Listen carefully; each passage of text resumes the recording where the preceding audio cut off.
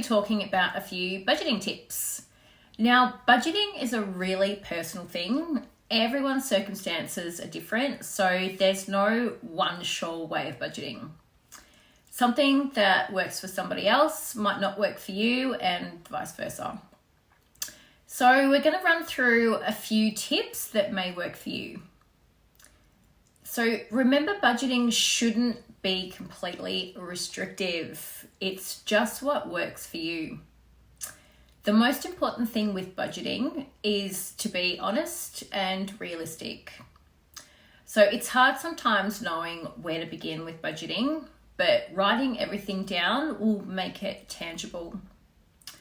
When you're drawing up your budget, adding, say, one column for incomings and one column for outgoings will be a really good place to start. But the only way this can work, again, is if you're honest with yourself. So if you spend $70 a week on lunches, write it down. If you spend $100 at the salon, write it down.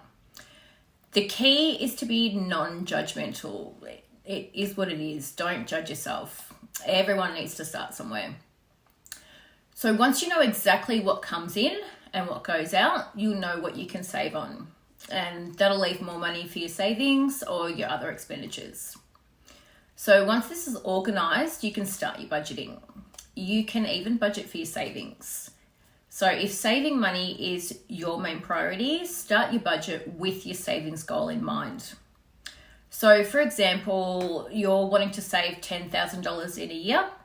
Start your budget with your incomings minus, say, $200 a week and work your expenditures around that.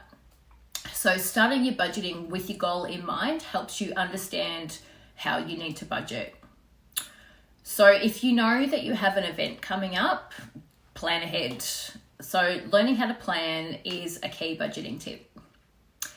Now, there's always going to be incidentals like emergency hospital visits or maintenance work or a birthday your kid gave you 2 days notice for. But this is when having a small slush fund can come in handy. So setting aside just a small amount of money each week can mount up pretty quickly. So setting up a direct debit from your pay to a separate savings account can help.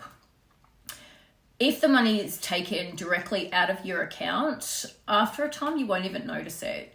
And if you direct debit something as small as, say, $10 a week, after a year you'll have $500 in your account.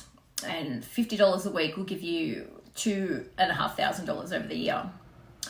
So budgeting can also take into account the bills that we can plan for, such as our car or our house insurance, mortgage repayments, ambulance and health cover. We know these are going to be debited, so we can plan for these. So making contact with your providers can be a good place to start.